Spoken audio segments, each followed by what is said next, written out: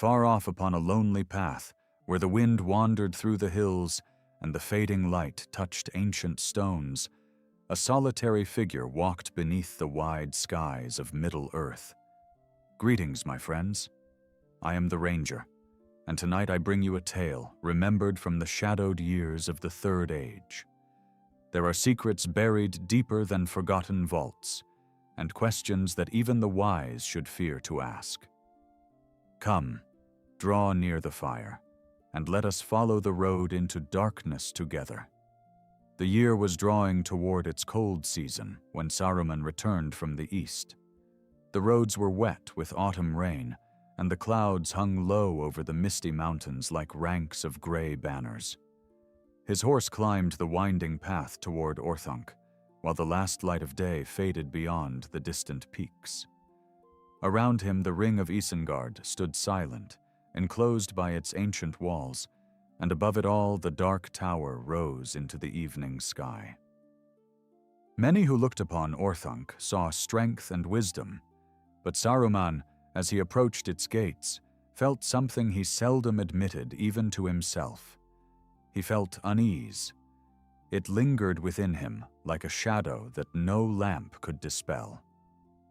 The victory at Dol Guldur should have brought him satisfaction. The White Council had driven the enemy from his stronghold, and many believed that a great danger had been averted. Yet Saruman knew more than most. He had studied the histories of the Elder Days, the rise and fall of kingdoms, and the long struggle against darkness. He knew that Sauron had not been destroyed. He had merely withdrawn once again, slipping from one refuge to another, as a wolf escaped a ring of hunters. The thought troubled him more deeply than he cared to confess. The gates of Isengard opened, and torchlight flickered upon wet stone. Servants came to greet him, bowing low as he dismounted. Saruman acknowledged them with a slight gesture, and entered the tower without a word. The familiar halls welcomed him with warmth and silence. The air smelled of old parchment, lamp oil, and the dry dust of centuries. These scents had once brought him comfort. Now they stirred a restless hunger that had grown steadily within him over the years. He climbed many stairs before reaching his private chamber near the summit.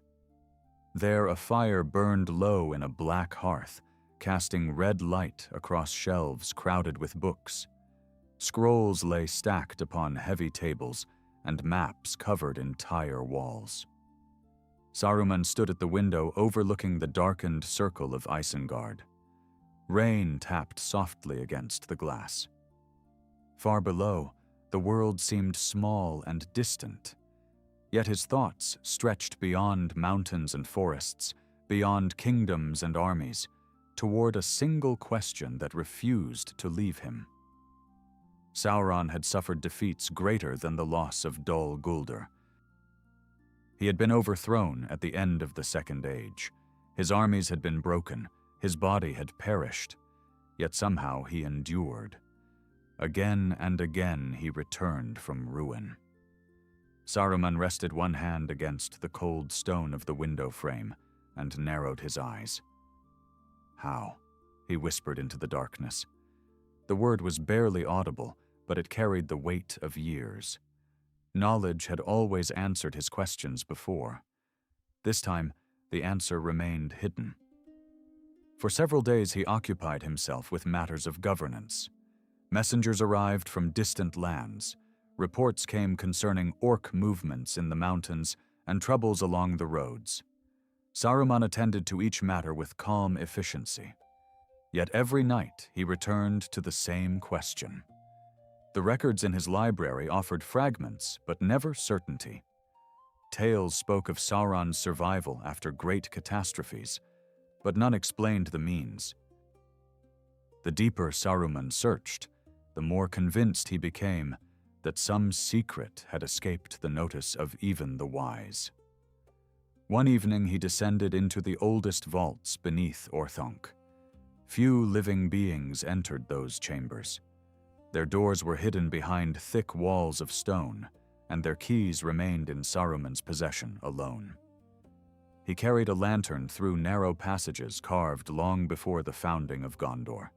The air below was cool and dry. Dust lay thick upon the floor, untouched by wind or footstep. Here were preserved relics gathered across centuries, records from Numenor, fragments of forgotten chronicles, and treasures recovered from ruined strongholds. His lantern light fell upon a row of iron-bound chests. Kneeling beside one, he opened it and carefully lifted out several ancient scrolls. Their parchment had yellowed with age, and some bore seals so old that their symbols were nearly lost. Saruman carried them to a stone table and began reading. Hours passed unnoticed. The silence deepened around him. Then a passage caught his attention.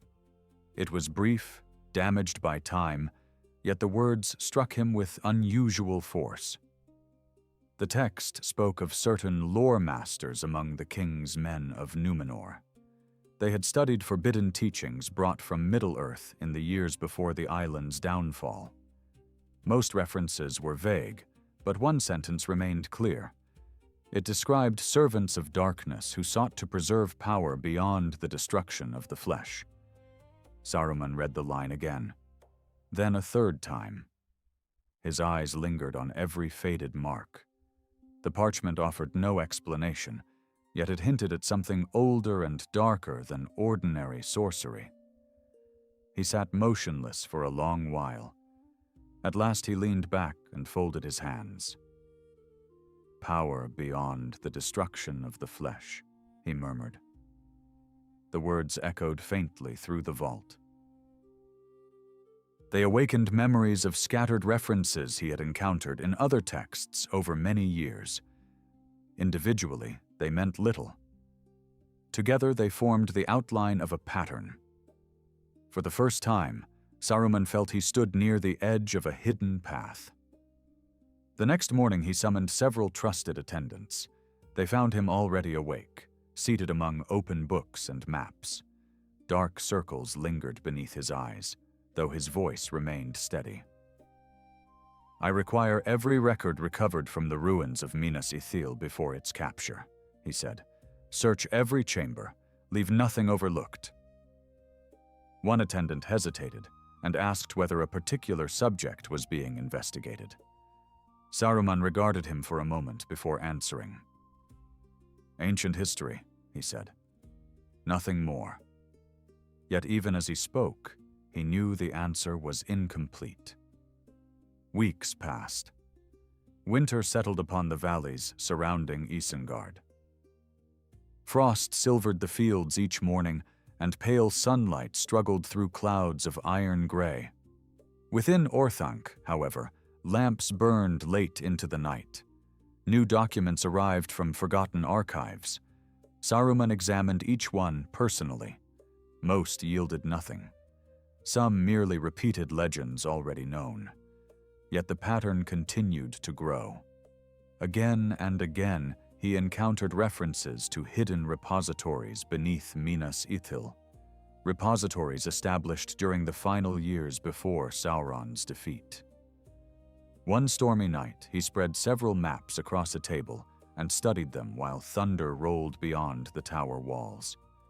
The evidence remained incomplete, but his mind had already reached a conclusion. Somewhere beneath the ancient city there might exist records untouched since the Second Age. If they survived, they could contain the truth he sought. Saruman stared at the maps, while rain lashed the windows. At length he placed a finger upon the mountains bordering Mordor. A faint smile appeared on his face. The search was no longer confined to dusty shelves. It had become a journey, and he intended to follow it wherever it led. Winter deepened across the western lands, and snow gathered upon the high ridges of the Misty Mountains. In Isengard, preparations were made quietly and without ceremony.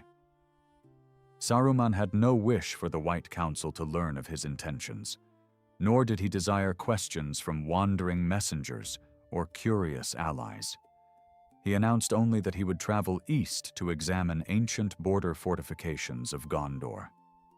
The explanation was plausible enough, and no one challenged it. Yet beneath his calm manner, a fierce anticipation had taken hold, growing stronger with each passing day. He departed before dawn, beneath a sky of pale steel. A small company accompanied him at first, mounted men who served as guards and guides. The roads were hard with frost, and their horses' breath drifted white in the morning air. They crossed lonely hills and silent valleys, where leafless trees stood like black fingers against the horizon. Saruman rode at the head of the company, wrapped in a dark cloak, speaking little. His thoughts remained fixed on the hidden vaults mentioned in the fragments he had uncovered.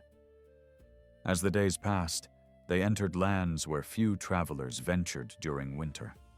Ancient watchtowers rose from the hillsides, their stones cracked by centuries of wind and rain. Some had stood since the days when Gondor's strength stretched far beyond the Anduin. Saruman often halted to inspect old inscriptions carved above ruined gates. Most revealed nothing useful, yet each relic reminded him of a truth that troubled him increasingly. Great kingdoms perished, mighty rulers died, even glorious achievements faded into dust. Only Sauron seemed to have escaped that fate. One evening they camped beside the ruins of a forgotten fortress overlooking a frozen stream. The men gathered around a fire while snow drifted through the darkness. Saruman sat apart from them beneath a broken archway. The orange glow of the flames illuminated the weathered stones around him. He held a fragment of parchment taken from Orthanc and compared its faded markings to symbols carved into the wall nearby. The similarities were unmistakable. Whoever had built this place had belonged to the same tradition of lore and record-keeping that connected many ancient strongholds of Gondor. A gust of wind swept through the archway, carrying the distant cry of some hunting beast. Saruman folded the parchment and slipped it inside his robe. He found himself thinking not of Gondor, but of Sauron.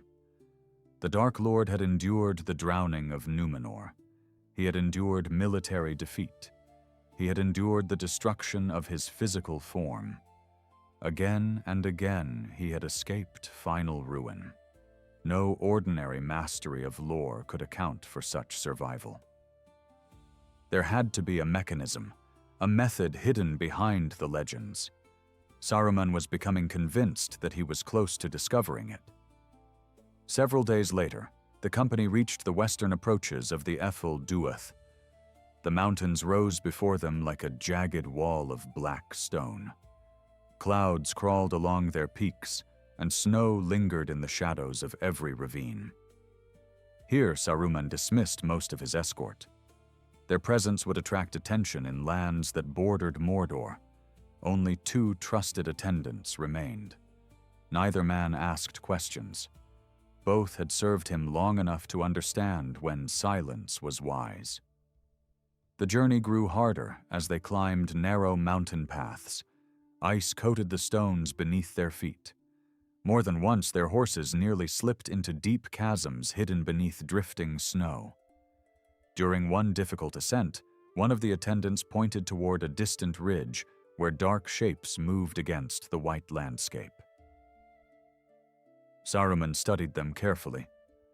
Wargs, a small pack, perhaps searching for prey driven from lower valleys by the cold.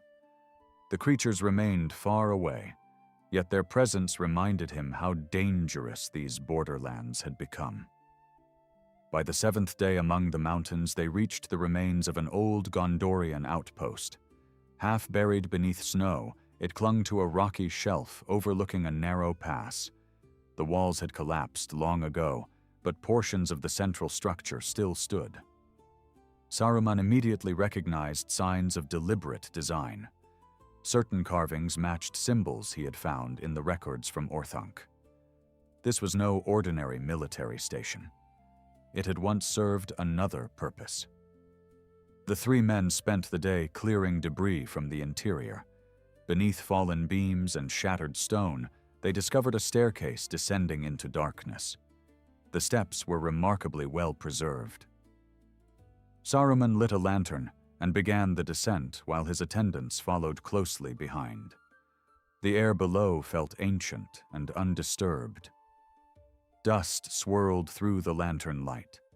Their footsteps echoed through corridors untouched for centuries. At the bottom, they entered a circular chamber lined with shelves carved directly into the rock. Most were empty.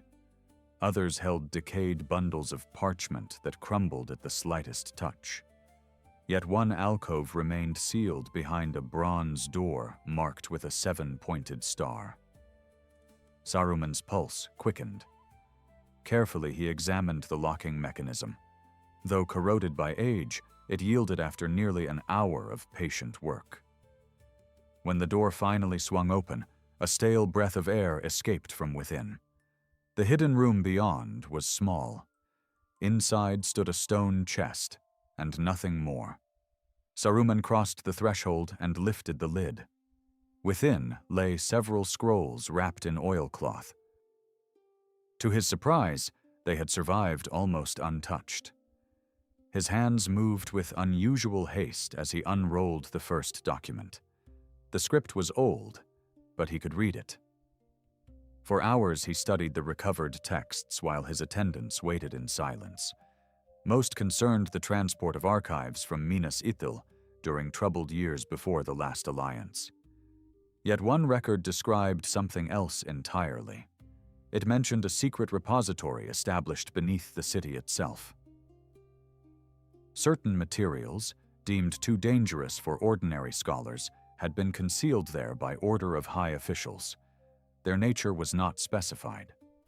The document offered only a location code and a warning that access required special authority.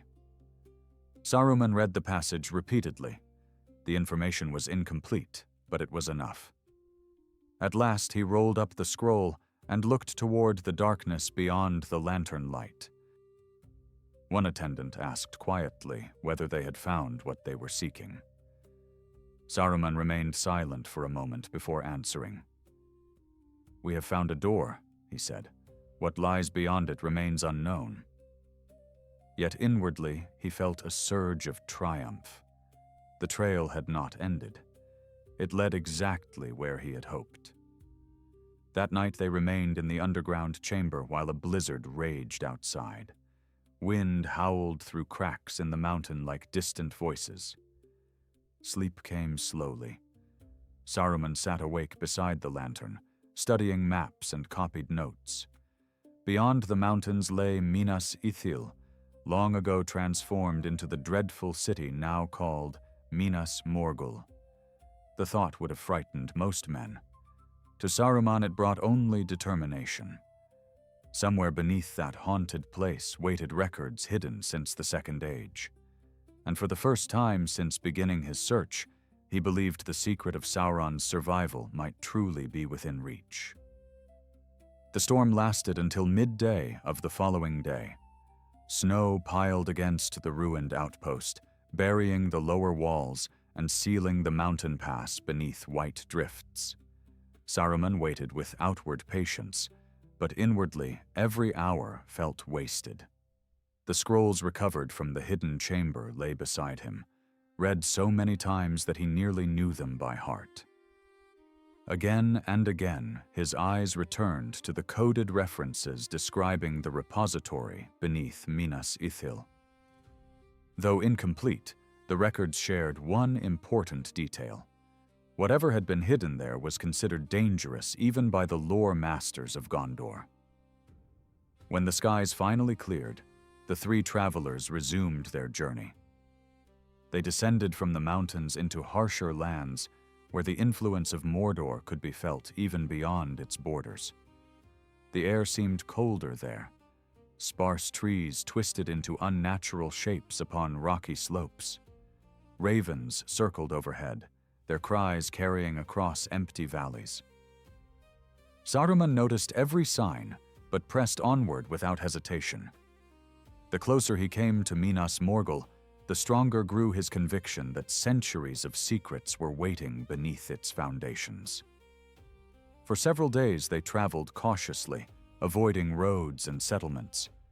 Gondor still maintained patrols in some regions west of the Anduin, and Saruman preferred not to explain his presence so near enemy territory. At night they camped among hills or sheltered within abandoned ruins. During one such evening, as they shared a small fire concealed among broken stones, one of the attendants finally voiced the concern both men had clearly been carrying. "My lord," he said carefully, staring into the flames, "if these records lie beneath Minas Morgul itself, how do we reach them? No living man enters that place willingly." The fire crackled softly between them. Saruman watched the sparks rise into the darkness before answering. "No living man enters willingly because most men fear what dwells there," he replied. "Fear clouds judgment. Knowledge requires a steadier mind." His tone remained calm, but the attendant lowered his gaze and said no more. Even so, Saruman could sense the unease lingering in both men. A week later they reached a ridge overlooking the Valley of Morgul.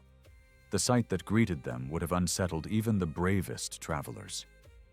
Far below stood Minas Morgul, pale and terrible beneath the gathering dusk. Its towers glowed with a ghostly radiance that seemed neither moonlight nor fire. The city appeared beautiful at first glance, but the beauty was cold and unnatural, like frost spreading across a corpse. Greenish light shimmered along its walls. Above it rose dark mountains whose peaks vanished into drifting clouds. The attendants stared in silence.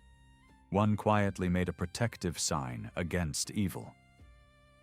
Saruman remained motionless, studying the city with narrowed eyes. He knew its history well. Once it had been Minas Ithil, Tower of the Moon, one of the proudest cities of Gondor. Its halls had housed scholars, nobles, and keepers of ancient knowledge. Now it belonged to the servants of darkness. Yet beneath the corruption, the bones of the old city remained. Somewhere within those buried foundations lay the repository described in the forgotten records. They spent 2 days observing the valley from hidden positions. Saruman carefully noted patrol routes and signs of movement. Orcs passed along the roads in small groups. Strange cloaked figures occasionally appeared near the gates. Once, far below, a pale light moved through the streets without any visible bearer. The sight disturbed even Saruman more than he wished to admit. Yet he forced himself to focus upon practical matters. The city was dangerous, but not impenetrable. On the 3rd night he made his decision. The attendants would remain behind. He would proceed alone. The announcement was met with immediate protest. "My lord, the risk is too great," one man insisted. "If something happens within that place, no aid can reach you." The other nodded grimly in agreement. Saruman listened without anger. When they finished, he rose from beside the campfire and looked toward the distant glow of Minas Morgul. "Aid would only draw attention," he said.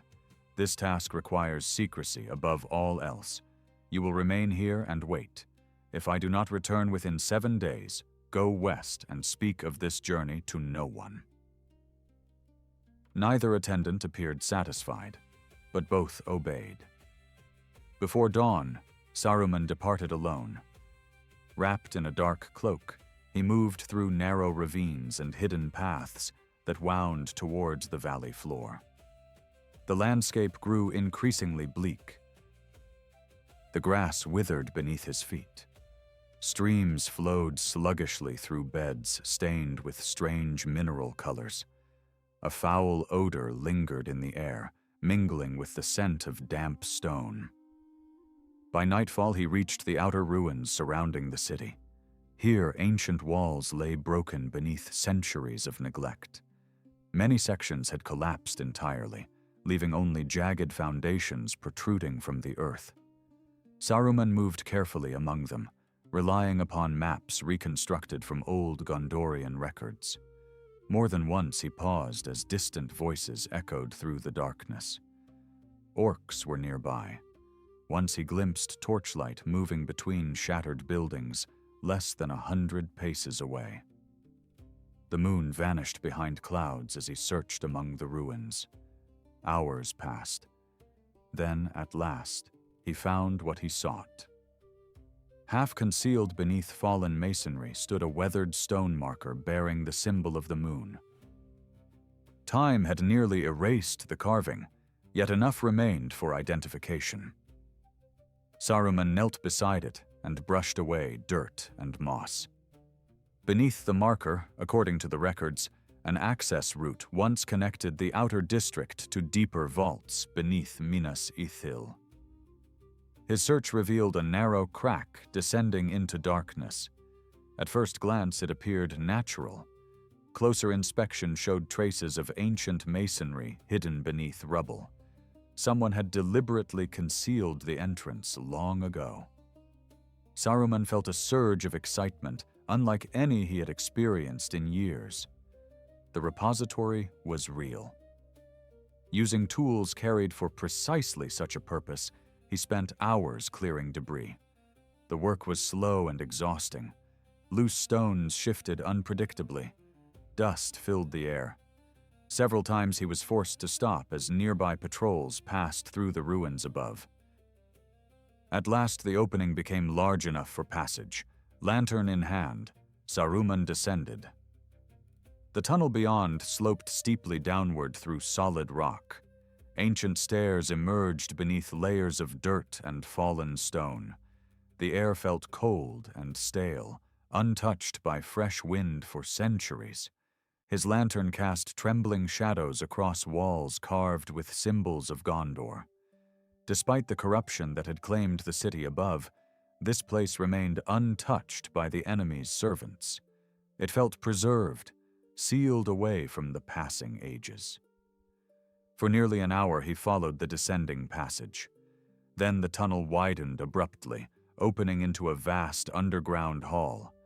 Rows of pillars vanished into darkness. Fragments of shattered statues lay scattered across the floor. Dust coated everything in a gray blanket. The silence felt immense. Saruman stepped forward slowly, his lantern illuminating a nearby wall. There he found a series of inscriptions preserved far better than he had dared hope. His heart quickened as he translated the ancient script. These chambers, the inscription declared, housed restricted records removed from public archives by order of the kings of Gondor. Access was forbidden except under highest authority. Among the prohibited materials were writings concerning the arts and devices of the enemy. For a long moment, Saruman simply stared at the words. Then, somewhere deep within the darkness beyond the pillars, a stone shifted. The sound was faint, almost inaudible. Yet in that vast silence it echoed like a warning. Saruman slowly raised his lantern and peered into the blackness ahead. Whatever occupied these forgotten depths, he suddenly knew he was not alone. Saruman remained perfectly still. The lantern flame trembled slightly in his hand, casting restless shadows across the pillars of the vast underground hall. The sound had been small, little more than the scrape of stone against stone, yet it had come from somewhere ahead. His eyes searched the darkness beyond the reach of the lantern. Nothing moved. Nothing spoke. The silence that followed seemed deeper than before, as though the ancient chamber itself were holding its breath. Slowly he advanced between the pillars. Dust stirred beneath his boots. Fragments of broken statuary littered the floor, remnants of kings and guardians whose faces had been shattered by time. The air smelled of old stone and dry decay. Every few moments he paused and listened. His hearing, sharpened by long years and powers beyond those of mortal men, caught only the faint whisper of distant currents moving through hidden passages. Yet the certainty remained. Something had disturbed the silence. The hall stretched farther than he had expected. At its center stood a circular platform surrounded by carved steps. Upon it rested several stone tables, their surfaces covered with ancient documents sealed inside metal cases. Many had corroded beyond recovery. Others remained intact. Saruman felt a surge of satisfaction. Whatever dangers lurked in these depths, he had reached the repository. The records existed exactly as the forgotten texts had claimed. He set the lantern upon one of the tables and examined the nearest case. The lock yielded after a few minutes of careful work. Inside lay several scrolls wrapped in dark cloth. Their condition was remarkable. Saruman unrolled the first and immediately recognized copies of reports dating from the final years of the Second Age. Officials of Gondor had gathered information concerning Sauron's activities before the last alliance. Most of the contents described troop movements, fortifications, and diplomatic matters. Valuable, perhaps, to historians, but not what he sought. One scroll led to another. Hours slipped away unnoticed. Saruman worked methodically, his attention narrowing upon the search. Dust coated his sleeves. The lantern burned lower. At times he forgot entirely about the mysterious sound that had greeted his arrival. Then he uncovered a sealed packet bearing markings, unlike the others. The seal depicted a crowned star above a closed eye. He had seen the symbol before in fragments recovered from Orthanc. Carefully he broke the seal. The document within was not a military report. It was a transcript of an interrogation conducted shortly after the fall of Barad-dûr. A captured servant of Sauron had been questioned by Gondorian scholars regarding the Dark Lord's powers. Much of the testimony was dismissed by the original scribes as superstition or deliberate deception. Yet one section caused Saruman's pulse to quicken. The prisoner claimed that Sauron had long pursued methods of preserving his strength beyond the destruction of the body. The wording was vague, the details incomplete, but the statement echoed the references Saruman had already uncovered elsewhere. For years he had suspected that scattered clues pointed toward a hidden truth. Now another piece had fallen into place. He leaned closer to the fading script. The prisoner spoke repeatedly of vessels, anchors, and bindings. Most of the terminology appeared symbolic. Yet Saruman sensed there was substance beneath the riddles. Whoever had recorded the testimony had not fully understood its significance. The Gondorian scholars had treated the account as the ramblings of a fanatic. Saruman was less certain. A sudden noise interrupted his thoughts. This time it was unmistakable. Footsteps. Not many. Only one set, slow and deliberate. The sound echoed faintly through the distant corridors beyond the hall. Saruman extinguished the lantern at once. Darkness swallowed the chamber. For several moments he stood motionless, listening. The footsteps continued. They approached steadily, pausing now and then before resuming. Whoever moved through the underground passages knew the route well. Saruman quietly withdrew behind a fallen pillar and waited. The footsteps drew nearer. At last, a pale light appeared between distant columns. It was not torchlight, nor was it the green radiance of Minas Morgul above. This glow was softer, almost silver in color. It drifted slowly through the darkness, illuminating fragments of stone as it advanced. Saruman narrowed his eyes.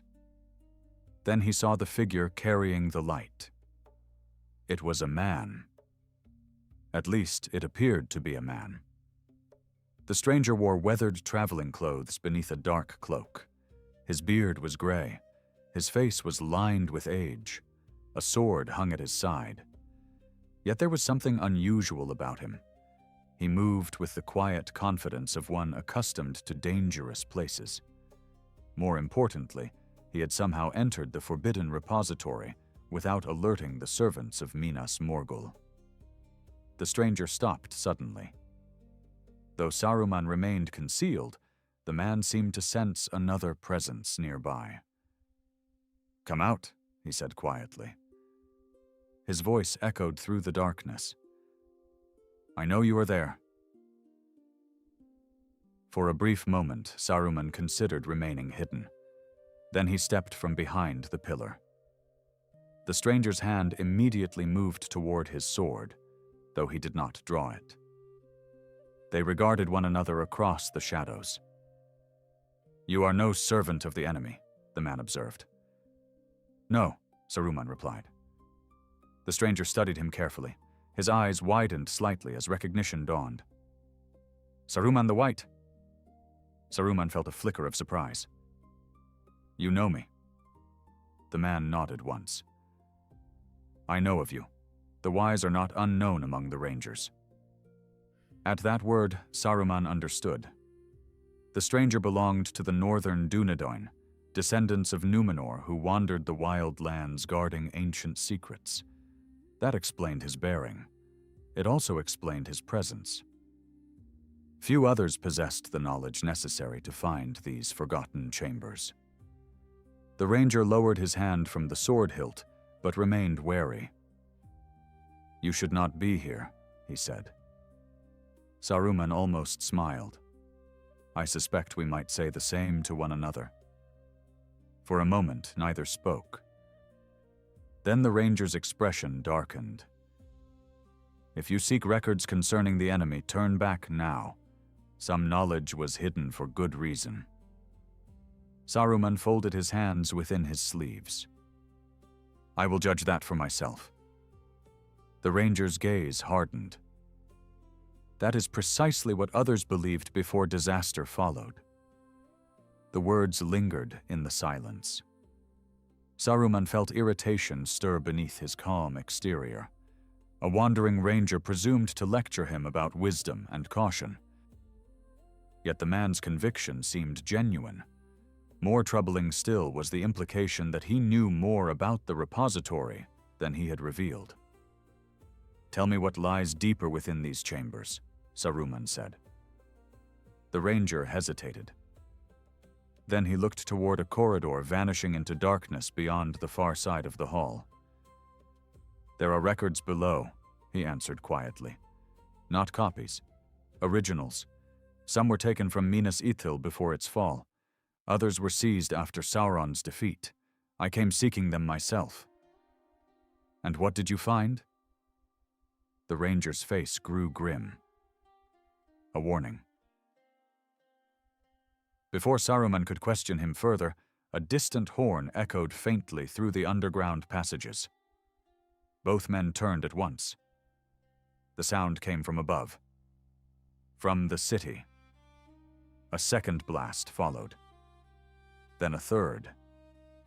The ranger cursed under his breath. "We have been discovered." Far away, through corridors buried beneath centuries of stone, came the unmistakable noise of many approaching feet. Orc voices echoed through the darkness. Harsh commands rang from tunnel to tunnel. Something in the depths of Minas Morgul had learned that intruders walked beneath its foundations. And it was sending hunters. For a heartbeat, neither man moved. The echoes of the horn lingered through the buried halls, rising and falling among the pillars like the cries of hunting beasts. Then came the harsh voices of orcs, distant but unmistakable. Saruman listened carefully.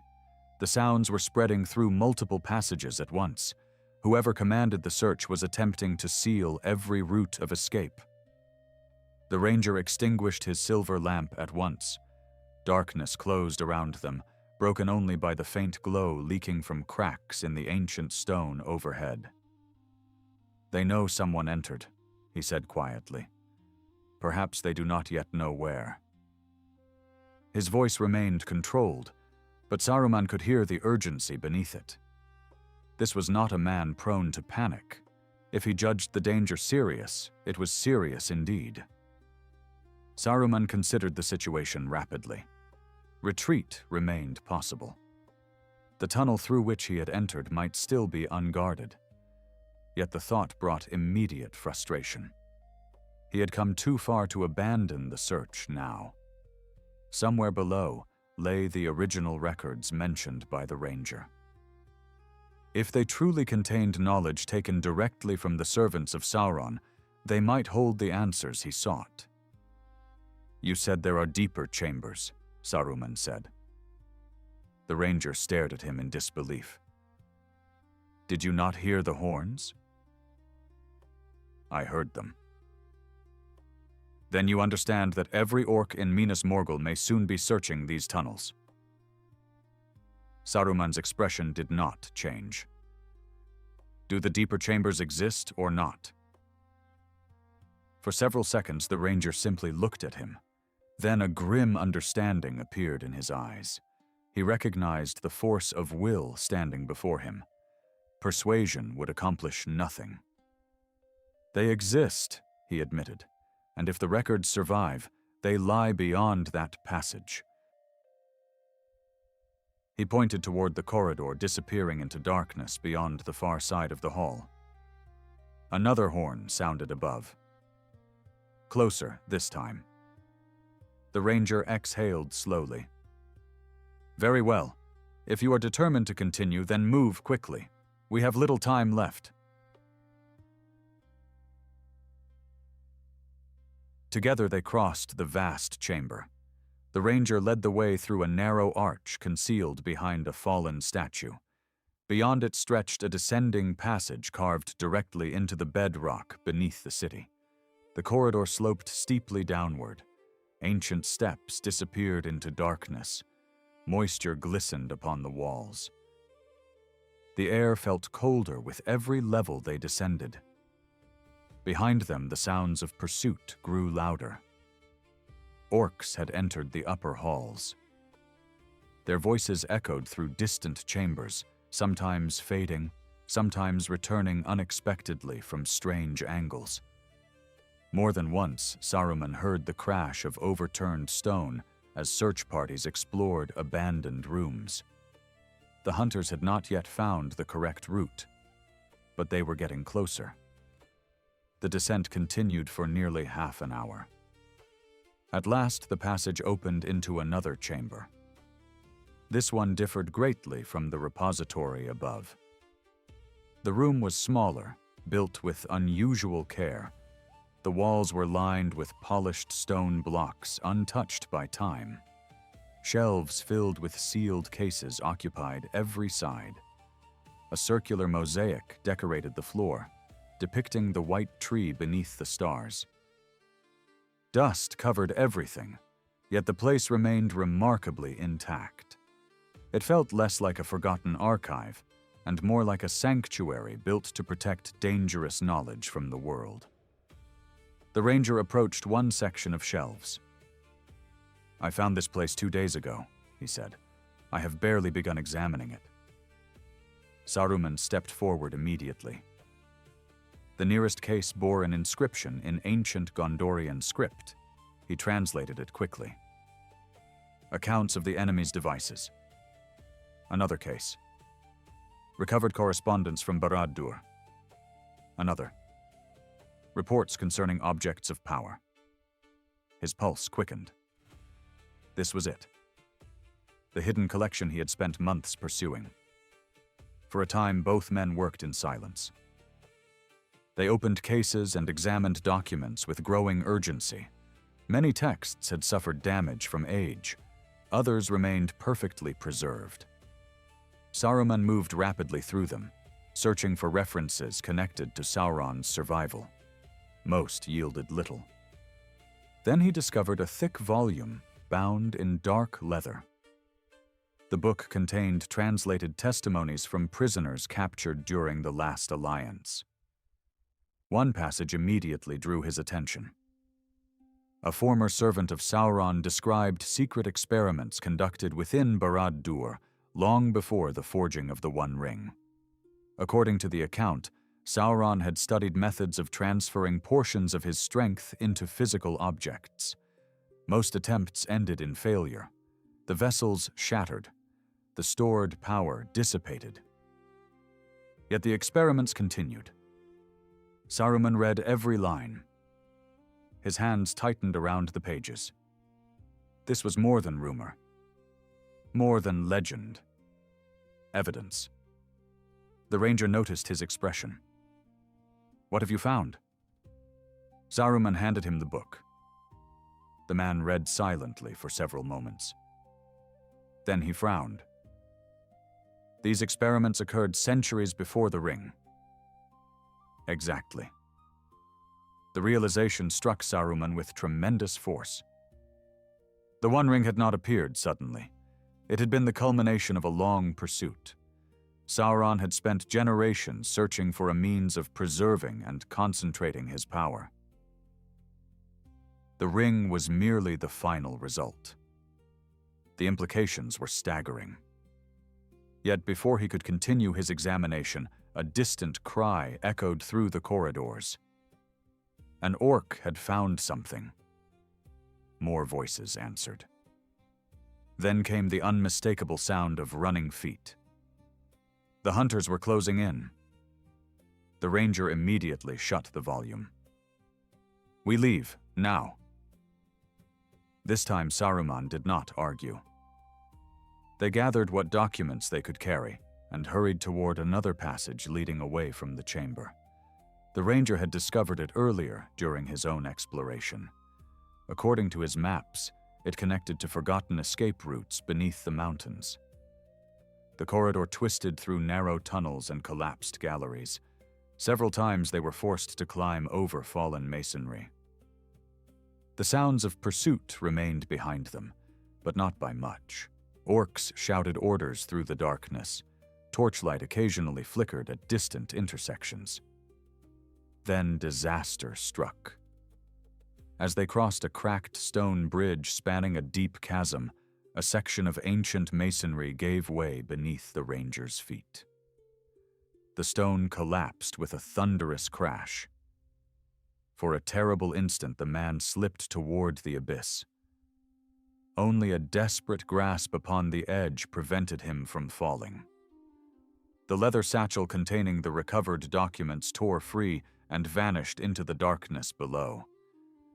Saruman lunged forward and seized the ranger's arm. For several seconds, both men struggled against gravity. Loose stones rattled into the depths. The ranger's boots scraped helplessly against the broken edge. At last, Saruman hauled him back onto solid ground. The two men lay breathing heavily amid clouds of dust.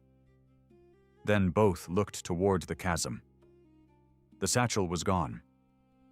Hundreds of feet below, darkness swallowed everything. A curse escaped the ranger's lips. Many of the documents they had recovered had been lost. Perhaps forever. Yet Saruman's expression remained strangely calm. Because among the texts they had examined, one memory stood out above all others. The testimony concerning Sauron's experiments. He had not forgotten a single word. And as they resumed their flight through the tunnels, a troubling idea began taking shape in his mind.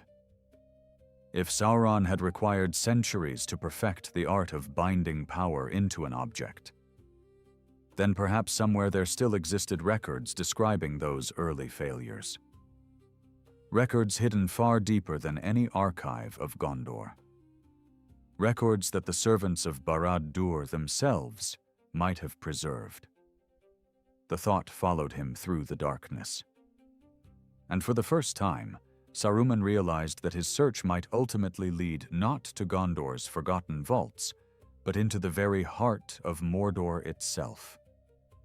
The tunnels beneath Minas Morgul seemed endless, winding through layers of forgotten masonry and natural caverns that had been swallowed by the foundations of the city long before its corruption.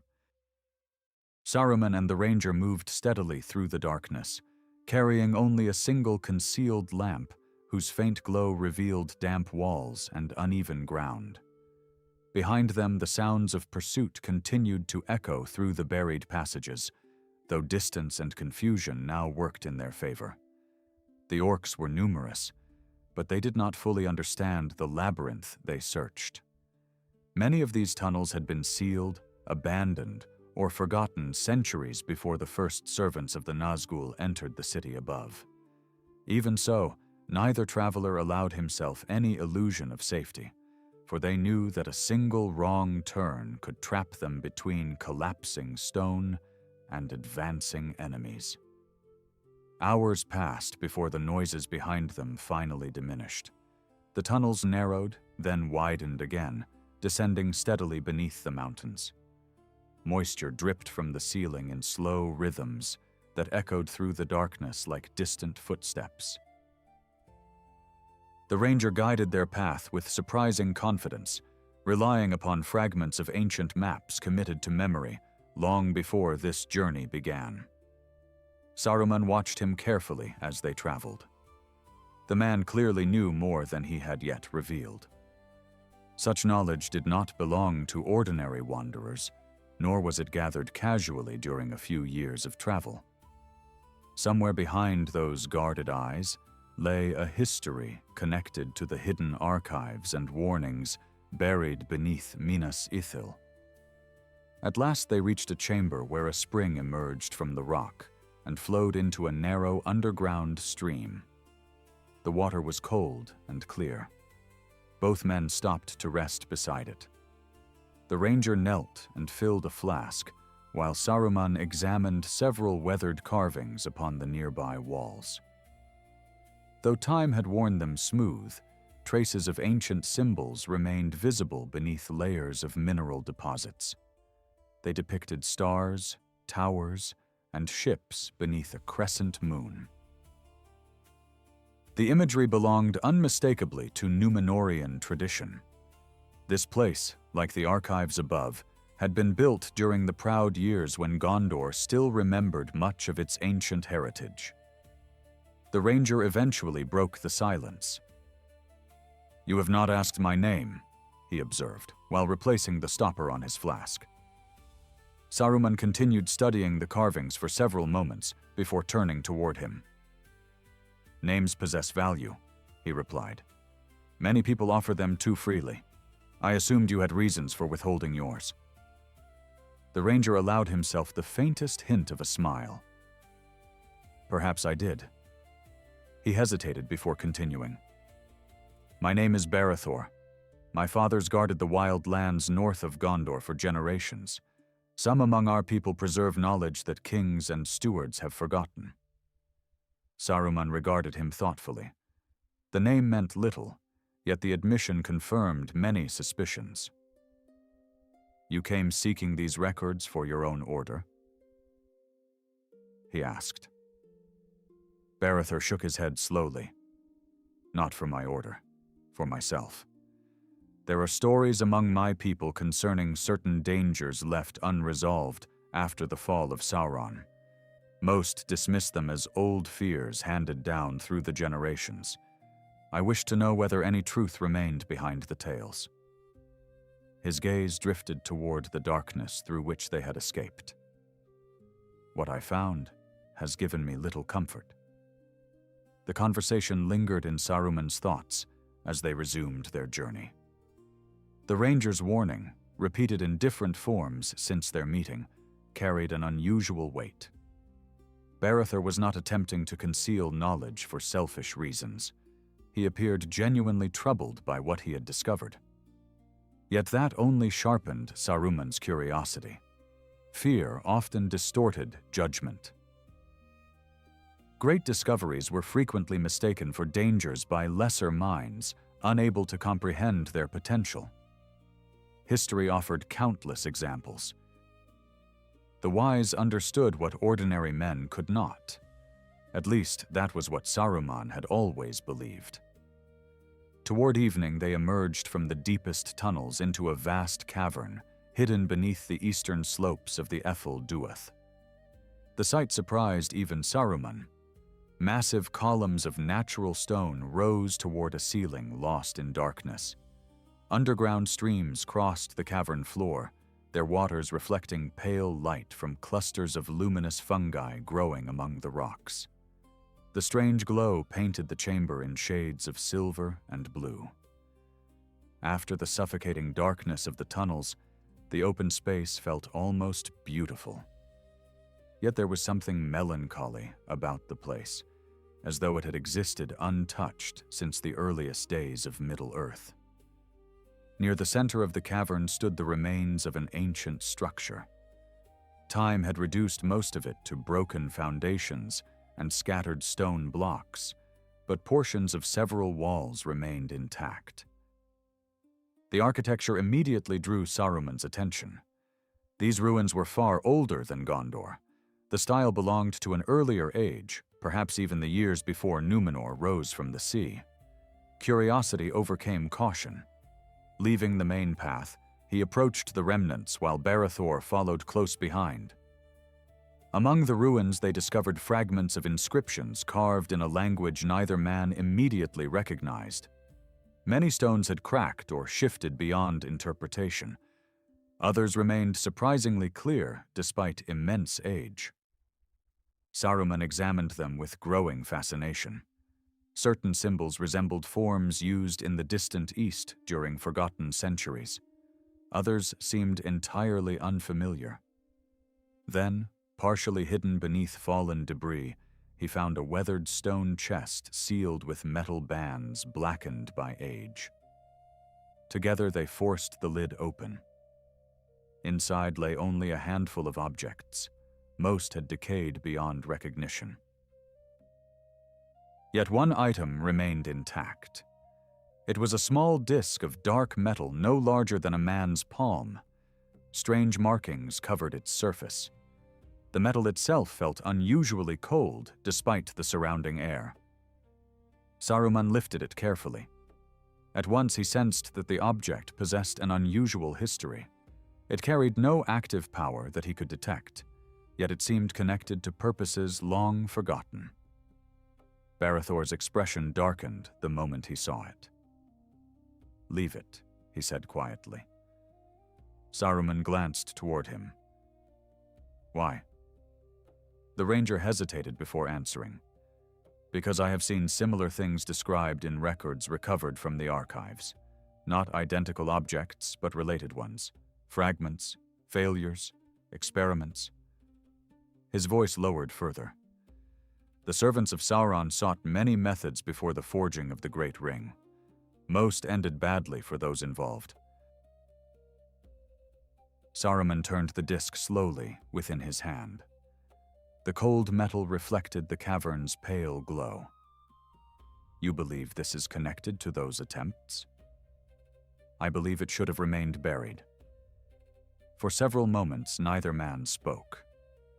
Then Saruman carefully wrapped the object in cloth and placed it inside his satchel. Barethor watched with obvious disapproval, but made no further protest. The decision had already been made. Whatever this relic represented, Saruman intended to study it. They established camp among the ruins and remained there through the night. Sleep came slowly. The cavern was quiet, save for the distant murmur of flowing water. Yet Saruman found himself returning repeatedly to the dark metal disc, resting beside his belongings. The object seemed insignificant. It possessed none of the majesty associated with great artifacts. Yet its connection to Sauron's early experiments stirred powerful questions. If this truly represented one of the failed attempts mentioned in the records, then perhaps it formed part of a larger trail leading directly toward the answers he sought. Shortly before dawn, he awoke suddenly from uneasy dreams. The cavern remained silent. Barethor still slept beside the dying campfire. For several moments Saruman sat motionless, listening. Then his gaze drifted toward the satchel containing the disc. Something felt wrong. Rising quietly, he crossed the camp and opened the satchel. The cloth remained exactly where he had placed it. But the metal disc was gone. Saruman searched the satchel twice, then a third time. Every other item remained untouched. Only the relic had vanished. A chill far colder than the cavern air passed through him as he slowly raised his eyes toward the darkness beyond the ruined walls. Somewhere in that vast underground wilderness, unseen and unheard, something had entered their camp during the night and taken the artifact without leaving a trace behind. For several long moments, Saruman remained crouched beside the open satchel, staring into its empty interior while the pale glow of the cavern reflected from the folds of cloth. The disappearance made no sense. Nothing else had been disturbed. The fastening straps remained secured exactly as he had left them. No footprints marked the dust around the camp. Even the arrangement of nearby stones appeared unchanged. Yet the disc was gone. The certainty of that fact settled over him with growing weight, and beneath his outward composure, he felt the first genuine unease he had experienced since beginning the journey. Behind him came the sound of movement as Barathor stirred awake beside the dying fire. The ranger sat up slowly, rubbing sleep from his eyes before noticing Saruman's expression. Instantly alert, he rose and crossed the camp. When Saruman explained what had happened, Barathor's face grew grim, but not surprised. That reaction caught Saruman's attention at once. "You expected this," he said. Barathor glanced toward the darkness surrounding the ruined structure. "I feared it." The answer only deepened the mystery. The ranger crouched beside the satchel and examined it carefully. His weathered hands moved across the leather, testing straps and seams. At length, he shook his head. "No ordinary thief entered here," he said quietly. "There would be signs." His gaze drifted toward the cavern beyond the ruins. "There are old stories among my people concerning certain places beneath the mountains. Most are dismissed as legends. Yet some speak of hidden guardians who survived long after their masters vanished from the world." Saruman folded his arms. "You believe a guardian stole the disc?" "I believe something did." The uncertainty in the ranger's voice proved more troubling than certainty would have been. The morning passed in a careful search of the surrounding area. Together they examined every corner of the ruined complex. They found no tracks, no hidden passages, no evidence of intrusion. The relic had vanished as completely as though it had never existed. Yet near midday, Barathor discovered something else. Beneath a fallen section of wall lay a narrow stairway descending into darkness. The entrance had remained concealed beneath rubble until recent centuries of erosion exposed part of the structure. The discovery immediately drew Saruman's attention. The steps were ancient, far older than the ruins above them. Dust covered the upper portion, but farther down the stairway appeared strangely clean. Something had used the passage recently. Not often, perhaps, but enough to disturb centuries of accumulation. Barathor studied the entrance with obvious reluctance. "We should leave," he said. "The archives beneath Minas Ithil have already given us more than enough reason to depart." Saruman looked down the descending stair. "Then why conceal this place?" The ranger had no answer. Several minutes later, they began the descent. The stairway wound deep beneath the cavern, spiraling through solid rock. The air grew colder with every turn. Moisture coated the walls. Somewhere far below came the faint sound of moving water. Their lamps cast shifting shadows that seemed to twist and retreat ahead of them. Neither man spoke. The silence felt increasingly oppressive, as though the mountain itself were listening. Eventually, the stairway ended at a pair of bronze doors. Though tarnished by age, they remained remarkably well preserved. Strange symbols covered their surfaces. Saruman immediately recognized some of them from the vanished disc. Others appeared related to ancient forms of craftsmanship long forgotten in Middle-earth. Most curious of all was the absence of locks. The doors had not been designed to keep intruders out. Instead, they seemed intended to conceal whatever lay beyond. Together, they pushed them open. A vast chamber stretched before them.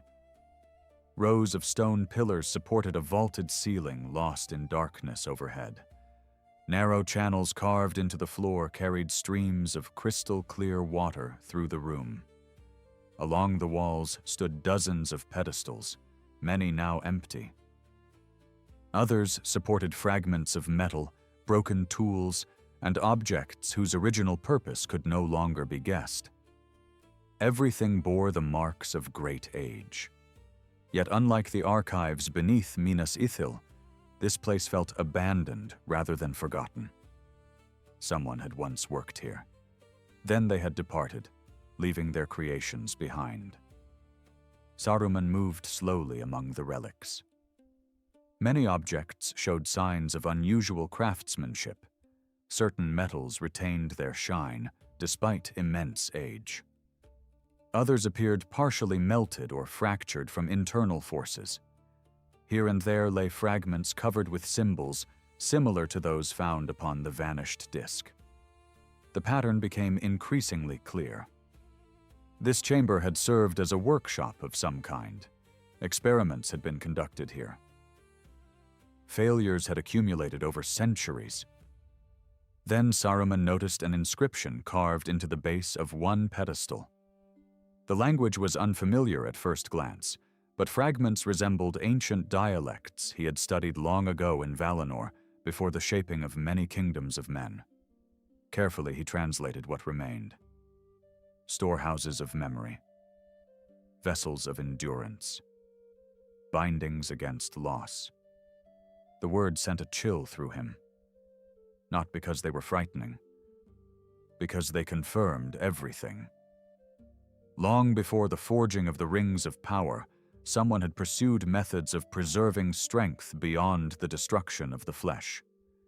The idea had existed centuries earlier than any surviving record suggested.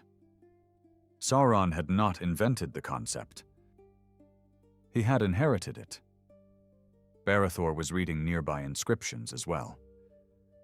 When he looked up, concern filled his face. This place is older than Sauron. Yes. The ranger shook his head slowly. Then whatever knowledge he used did not begin with him. Saruman's thoughts raced. If true, the implications were immense. Every clue he had followed pointed toward Sauron's search for survival beyond bodily death. Yet perhaps the Dark Lord had merely rediscovered secrets left behind by even older powers, ancient knowledge buried beneath mountains. Forgotten experiments abandoned before the rise of Numenor itself. The realization transformed the entire quest. For the first time, Saruman began to suspect that he was not following Sauron's footsteps. He was following the path that Sauron himself had once followed. As they continued exploring the chamber, they eventually reached a raised platform at its center. There stood a single stone table. Upon it rested a sealed container fashioned from black metal, unlike anything else in the room. Dust covered its surface, but no corrosion touched it. The workmanship was extraordinary. Saruman approached carefully. At the center of the lid appeared a familiar symbol. A circle. Simple. Unadorned. Yet unmistakable. The same shape repeated throughout many of the documents recovered from Minas Ithil whenever discussions turned toward Sauron's later experiments. For a long moment, neither man spoke. Then Barathor quietly said what both were thinking. "Open it, and we may find the answers you seek." His gaze remained fixed upon the container. "But we may also find the reason this place was abandoned." The chamber fell silent once more. Far above, beyond layers of stone and forgotten centuries, the world continued its turning beneath the sun. Yet deep beneath the mountains, surrounded by relics older than kingdoms, Saruman placed his hand upon the lid of the black container and slowly began to lift it. The lid rose slowly, resisting at first as though centuries of stillness had settled upon its hinges like a physical weight. A faint scraping sound echoed across the ancient chamber, rolling between the pillars and vanishing into the darkness beyond. Saruman leaned forward while Barathor stood beside him, with one hand resting near the hilt of his sword. Neither man spoke.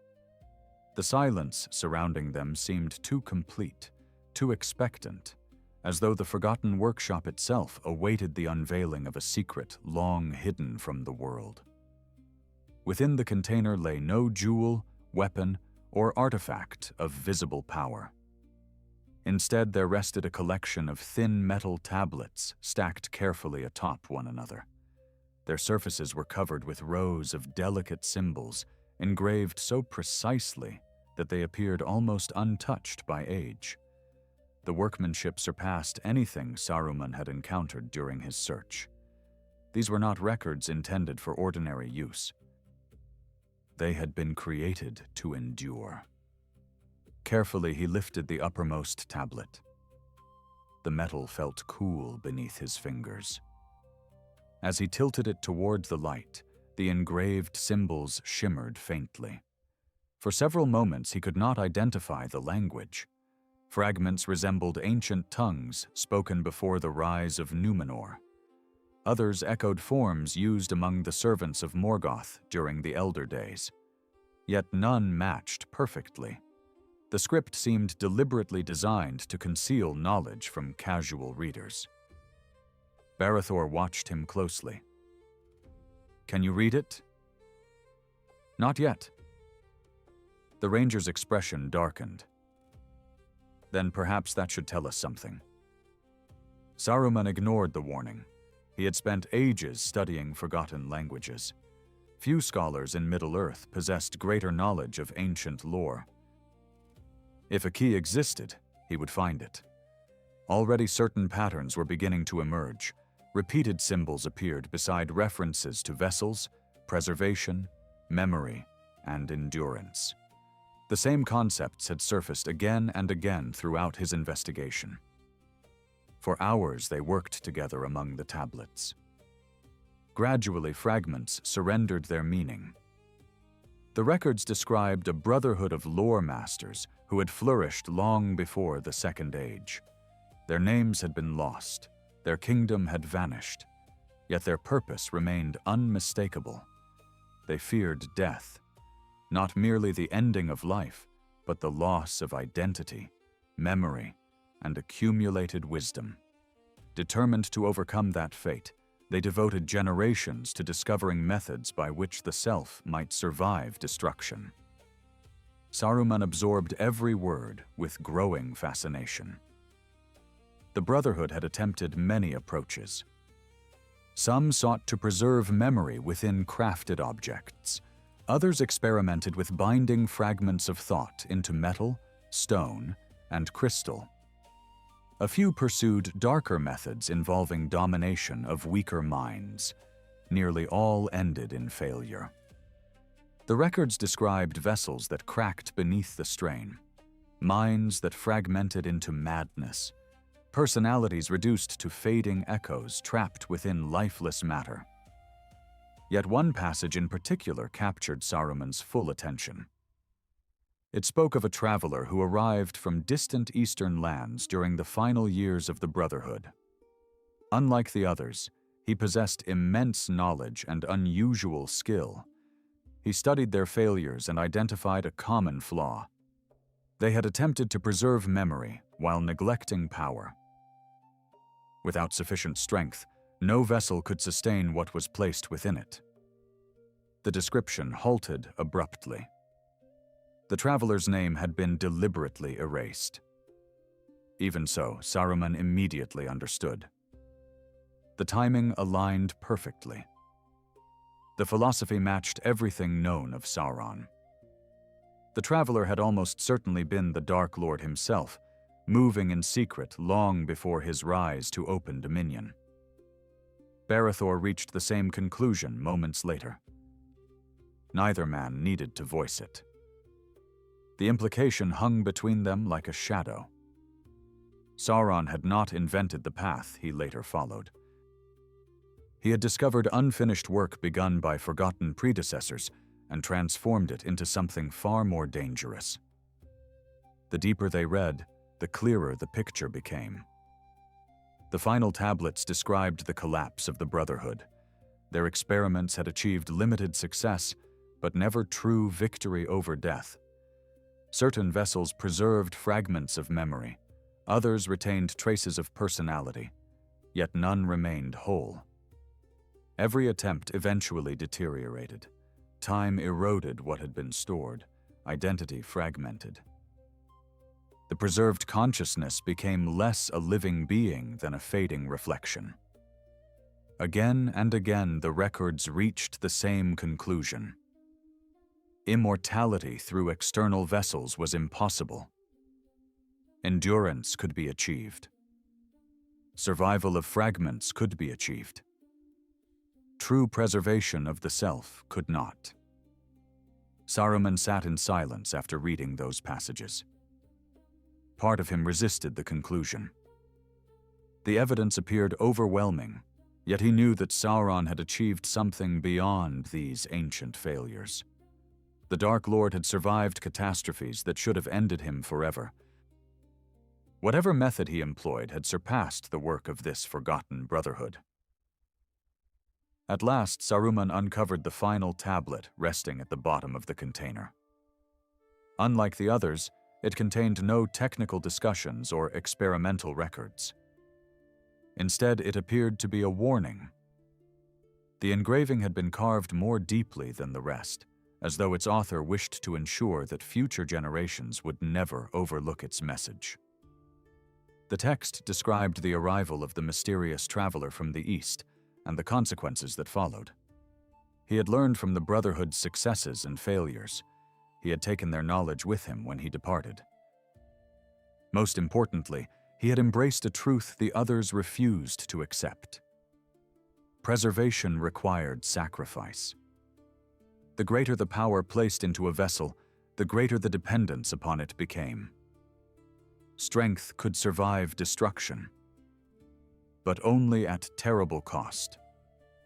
The warning concluded with a final statement. Whoever binds his being to a vessel shall gain endurance beyond death, yet he shall also become its prisoner. Saruman read the words repeatedly. The meaning struck him with unexpected force. For the first time, he understood the true nature of Sauron's triumph. The Dark Lord had not escaped the limitations described in the records. He had merely accepted them. The One Ring had preserved him beyond bodily destruction, but it had also chained him to its existence. When the ring was lost, his strength diminished. When it remained beyond his reach, he could never fully recover. His apparent immortality concealed a profound weakness. Barethor slowly exhaled. Now you see. His voice carried neither satisfaction nor accusation. Only weariness. The secret is not a victory. Saruman lowered the tablet. The ancient warning remained before his eyes. Yet even as he grasped its meaning, another thought had already begun forming within his mind. If Sauron had succeeded imperfectly, then perhaps a wiser hand could improve upon the method. Perhaps the flaw lay not in the principle itself, but in its execution. The possibility emerged quietly, almost unnoticed, yet once conceived it refused to leave. Before either man could speak further, a distant sound echoed through the chamber. The noise was faint. A metallic scrape. Then another. Saruman and Barithor turned simultaneously toward the darkness beyond the pillars. Something was moving through the ancient workshop. Not approaching rapidly like a hunter. Not stumbling like an animal. It advanced slowly and deliberately, as though it had all the time in the world. The vanished disk flashed briefly through Saruman's thoughts. For the first time since entering the workshop, he wondered whether the guardian that had taken it had finally decided to reveal itself. The sound came again, faint but unmistakable, drifting through the forest of pillars beyond the reach of their lamps. Metal brushed against stone. Then silence followed once more, deeper than before. Saruman rose from the stone table and turned toward the darkness, while Barithor instinctively moved beside him, his hand tightening around the hilt of his sword. Neither man spoke. The ancient workshop seemed transformed. What moments before had appeared abandoned now felt inhabited by a presence that had been watching them since their arrival. The light from their lamps stretched across the floor in long, wavering bands. Dust drifted through the air. Water murmured softly in the channels running between the pillars. Then a shape emerged from the darkness. It moved slowly, almost cautiously, as though uncertain of the intruders before it. At first, Saruman thought it was a man. Then he realized the figure was too thin. Its limbs appeared unnaturally long beneath layers of decayed cloth. Metal gleamed faintly where flesh should have been. The figure stopped at the edge of the light. For several heartbeats, nobody moved. Then Saruman saw the object hanging from one of its skeletal hands. The vanished disk. A strange mixture of triumph and unease stirred within him. The relic had not disappeared by chance. Something had deliberately removed it from his possession. More importantly, the being before them had retained enough awareness to recognize its significance. That realization raised troubling questions about the nature of the creature itself. The figure slowly inclined its head. Beneath the hood, there was no living face. Fragments of dried skin clung to bone. Bronze mechanisms had been fitted into portions of the skull and neck. Thin wires of tarnished metal disappeared into the remains of the body. The sight was neither wholly natural nor wholly crafted. It looked like the result of some forgotten experiment carried beyond all reason. Barithor drew his sword. The soft scrape of steel echoed through the chamber. At once the figure raised one hand. Not in threat, in warning. "Do not!"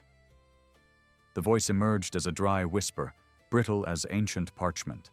The sound carried no strength, yet every word remained perfectly clear. Saruman felt genuine astonishment. Whatever stood before them had survived not merely years, but entire ages. Even the oldest records they had uncovered could not account for such endurance. The creature's empty gaze settled upon Saruman. "You opened the archive." The statement sounded neither angry nor pleased. It carried only weary certainty. Saruman stepped forward slightly. "Who are you?" he asked. The figure remained silent for several moments before answering. "I no longer remember the name given to me." Its head tilted toward the black container. The others forgot theirs as well before the end. A chill passed through the chamber. Saruman suddenly understood. This being belonged to the brotherhood described in the tablets. It was not a guardian appointed afterward. It was one of the original experimenters. Somehow it had endured from that forgotten age to the present day, not through true immortality, through the very methods recorded within the archive. The creature slowly lifted the metal disc. "We made this." Its fingers tightened around the relic. "We made thousands." As it spoke, the words seemed to draw memories from depths long buried beneath centuries of decay. The voice grew steadier. Fragments of personality emerged from behind the exhaustion. "We feared death. We feared forgetting. We feared that all knowledge would vanish when the body failed. So we built vessels. We bound memory. We preserved thought. We endured." The last word echoed strangely through the chamber. Then the creature lowered its gaze. "But endurance is not life." Silence followed. Neither Saruman nor Barathor interrupted. The being slowly crossed the floor and placed the disc upon the stone table beside the tablets. The movement appeared difficult, as though every step required immense effort. Yet determination carried it forward. At last it rested both hands upon the edge of the table. "We succeeded more than the records reveal," it said quietly. "For a time we believed ourselves victorious. We survived wounds. We survived sickness. We survived years beyond counting." Its skeletal fingers tightened against the stone. Then memory began to fade. The words carried a sorrow deeper than fear. "We lost names first, then faces, then entire centuries vanished from thought. We remembered fragments, nothing more." Saruman listened intently. Every sentence confirmed the warnings carved into the final tablet. Yet instead of discouraging him completely, the testimony awakened another reaction. He found himself searching for flaws. The methods described belonged to primitive experiments compared with the One Ring. Surely improvements were possible.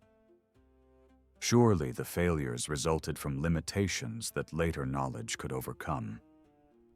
The creature seemed to sense the direction of his thoughts. Its empty eyes fixed upon him. "You seek the secret of the Dark Lord." Saruman did not answer. The silence itself served as confirmation. The ancient survivor nodded slowly. "He came here." The statement struck both listeners with enormous force. Barathor inhaled sharply. Saruman felt his pulse quicken. The creature continued. "He walked these halls long ago while the world above still changed beneath the sun. He studied our work. He learned from our mistakes. Then he departed." Its voice grew quieter. "He was wiser than we were." For the first time, admiration crept into the ancient whisper. More ruthless also. The figure turned toward the tablets. He understood what we refused to accept. Power must be sacrificed. Great power, enough to sustain what remains after destruction. Saruman already knew where the explanation was leading. The creature confirmed it anyway. He forged his vessel. The skeletal hand traced a circle upon the dusty stone, and in doing so chained himself to it forever. The workshop fell silent. The conclusion now stood before Saruman with undeniable clarity. The One Ring had not granted freedom from death. It had merely exchanged one form of vulnerability for another. Sauron endured because part of his being remained preserved. Yet that preservation became a prison from which he could never escape. Barathor finally spoke. "Then the search is finished." The ranger's voice carried relief. "We have our answer." The ancient survivor nodded. "Leave this place. Forget what you found. Let the dead remain dead." Its gaze shifted back to Saruman. For a long moment, neither moved. Then the creature added a final warning. "If you follow the same road, you will not become greater than Sauron." Its voice dropped almost to a whisper. "You will become his reflection." The words lingered in the stillness. Somewhere deep within himself, Saruman knew the warning was true. Yet another part of him had already begun resisting it. For if Sauron had come so close to overcoming death, then perhaps the failure lay not in the goal, but in the method. Perhaps a wiser mind could achieve what the Dark Lord never fully mastered. As that thought formed, quiet and dangerous, the ancient survivor seemed to read it plainly upon his face. Its expressionless skull lowered slightly. Not in anger, in disappointment. And that disappointed gesture troubled Saruman more than any threat could have done. For a long while, no one spoke. The pale water flowing through the channels of the ancient workshop provided the only sound. Saruman stood beside the stone table, surrounded by relics of failures that spanned forgotten ages, while the warning of the ancient survivor lingered in his thoughts like an echo that refused to fade. The evidence lay before him. The tablets, the records, the living proof embodied by the withered being itself. Every path pointed toward the same conclusion. The search for immortality had never produced victory. It had only created different forms of loss. The survivor seemed to sense the struggle taking place within him. Its hollow gaze remained fixed upon Saruman. "We sought to preserve ourselves," it said quietly. "In the end, we preserved only our decline. Century after century we remained while everything worth preserving slipped away." The ancient figure slowly raised one trembling hand toward its own ruined face. Memory became fragments. Purpose became habit. Existence became endurance without meaning. The words carried no bitterness, only exhaustion. Perhaps that was what affected Saruman most. This was not a defeated enemy attempting to frighten him. It was a witness speaking from experience too long endured. Barethor stepped forward and placed one hand upon the black container holding the tablets. "Then these records should remain here," he said. "No kingdom requires them. No scholar should possess them." The ancient survivor nodded. "That was our final decision." Its gaze drifted across the workshop. "After generations of failure, we hid everything. We hoped oblivion would succeed where wisdom had failed." For the first time since entering the chamber, Saruman felt a measure of disappointment. Months of searching had led him here. He had crossed mountains, entered forbidden vaults, escaped orcs beneath Minas Morgul, and uncovered secrets buried since before the rise of Númenor. Yet the answer he found was not a path forward. It was a dead end. The promise of immortality dissolved into dependence, decay, and eventual ruin. The search itself appeared settled. And yet, the small thought remained. It lingered quietly beneath the surface of every conclusion. Sauron had come closer than any of these forgotten experimenters. Closer than the Brotherhood. Closer than the survivor standing before them. The One Ring had failed to grant perfect victory, but it had achieved something remarkable. The Dark Lord had endured the drowning of Númenor. He had endured military destruction. He had endured centuries of weakness and returned again. No other being described in the records had accomplished so much. The thought persisted. Not a contradiction. A temptation. The survivor lowered its head. "Leave this place." Its voice had grown weaker. "I have guarded these halls for longer than memory. My task is finished." Neither Saruman nor Barethor argued. Together they closed the black container and returned the tablets to their resting place. The ancient figure watched in silence while they secured the archive once more. Dust settled across the lid. The chamber seemed to relax around them, as though some long tension had finally eased. The records would remain hidden. The knowledge would sleep again beneath the mountains. Before departing, Saruman turned toward the survivor one final time. "What will become of you?" The question lingered in the still air. The ancient being considered it for several moments. Then a faint trace of amusement touched the dry whisper that emerged. "What becomes of all things, eventually?" Its gaze wandered toward the distant darkness beyond the pillars. "I simply required longer than most." There was wisdom in that answer. And sadness. Neither could be separated from the other. The journey out of the underground realm took many days. Saruman and Barithor retraced forgotten passages, crossed the cavern beneath the mountains, and climbed once more through tunnels leading toward the outer world. Winter still ruled the lands above. Cold winds swept across the slopes of the Ethel Duath. Snow covered the high ridges.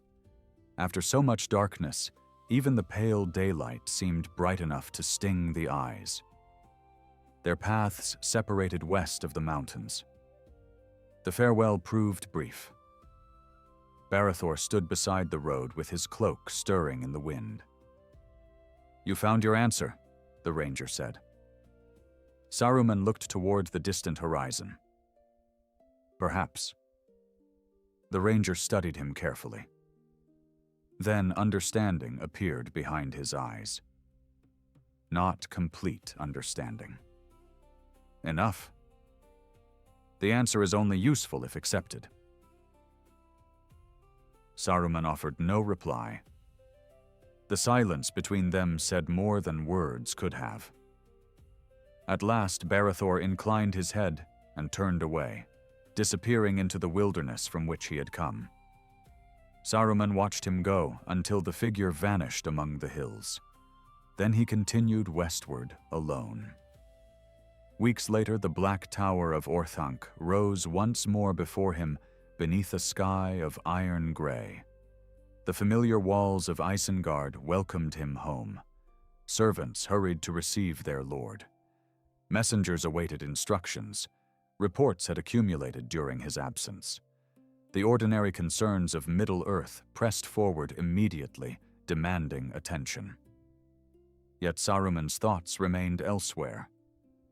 Night after night he returned to his library. Maps covered his tables. Ancient records lay open beneath the glow of lamps. Sometimes he studied the notes copied from the archives beneath Minas Ithil. Sometimes he reviewed everything known concerning the Rings of Power. More often he found himself examining maps of the Anduin and the lands surrounding the Gladden Fields. The warning of the survivor remained clear in memory. The records remained clear. The conclusion remained clear. Sauron's apparent immortality had been a trap as much as a triumph. The Dark Lord had become dependent upon the ring, bound to it, imprisoned by it. Saruman understood all of that. He accepted all of it. And yet one final belief refused to die. If the ring could be found. If its power could be mastered. If its weaknesses could be understood and avoided, then perhaps another fate remained possible. Standing alone beside a high window of Orthanc, Saruman looked eastward into the darkness beyond the mountains. The wind moaned softly around the tower. Far away, beyond rivers and forests, lay the lands where the One Ring had vanished. The search for immortality was over. The answer had been found. The road was closed. But another road had opened in its place. And as Saruman stood gazing toward the east, he mistook that road for wisdom, when in truth it was the first step toward his downfall. The lesson he had sought was before him at last, plain and undeniable. Yet, like many who come too near forbidden knowledge, he learned the truth without truly accepting it. And from that failure, all the tragedies that followed would one day grow. Ну що, друзяшки, Як завжди, з вами автор. Дивіться, ми часто уявляємо владу як щось зовнішнє. Ніби це здатність впливати на інших, змушувати світ змінюватися за нашою волею. Але чим більше я про це думаю, тим більше мені здається, що справжня сила завжди спершу змінює того, хто її тримає. Причому не різко і непомітно. Вона рідко приходить як буря. Частіше вона приходить як маленьке виправдання, як думка, що цього разу ти достатньо мудрий, достатньо сильний або достатньо особливий, щоб уникнути помилок, які зламали інших. І саме в цьому, мабуть, прихована найбільша небезпека. Не в самій владі, а в тому, що легко людина починає вірити, що правила, які діють для всіх, більше не стосуються її. Мені здається, що найважливіші битви відбуваються не за трон, а за перемогу і навіть не за майбутнє. Вони відбуваються всередині нас в той момент, коли ми вирішуємо, ким готові стати заради того, заради того, чого ми прагнемо. Так що з вами, як завжди, ваш автор, з вами Блукач. І іноді, ще одна думка, дивіться, іноді найдорожча ціна – це не те, що ми віддаємо, а те, що непомітно погоджуємося із цим всім всередині себе. Люблю всіх, до побачення.